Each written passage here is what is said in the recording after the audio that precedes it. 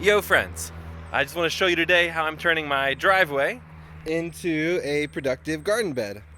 When we moved here onto this property, they had a typical asphalt driveway as well as a driveway extension that was mainly just packed down stone.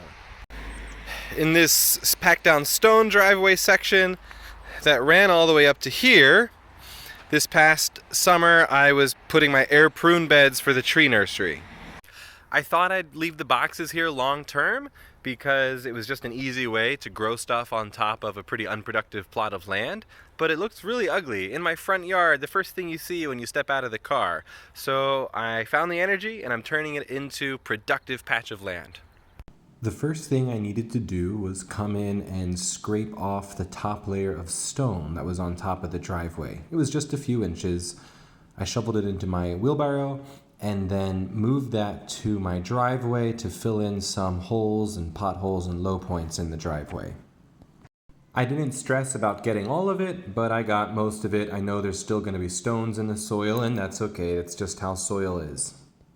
The next thing I did was use a broad fork to start to break up the soil and decompact everything. This is a broad fork I borrowed from a friend, and it's made by Rebel Garden Tools here in Lancaster, Pennsylvania. Check them out, they have a cool stand at Central Market if you're ever in town. While I typically avoid using a rototiller because they tend to decompact only the first few inches of soil while compacting everything underneath that. If I had to do this project again, I may consider using that rototiller just because it was so compacted. I could have had a machine do some of the first work for me and then come back with the broad fork to decompact deeper into the soil. When I finished broad forking, the soil was still really chunky. A lot of these are tennis ball size or larger, and I wanted to break them up smaller. Next, I came through with the shovel and just slowly started to break up the largest of chunks. I was looking more for golf ball sized chunks at the largest. After that, it's time to add some life to the soil in the form of organic matter. Compost, rotted wood chips, horse manure, straw, I'm throwing it all in. It's a lot of work using that broad fork with how compacted the soil is, so I'm just doing things in chunks, a day or two at a time. I'm about ready to wrap up for today. I'm putting the straw on top to help retain moisture, and like I said, it's organic matter.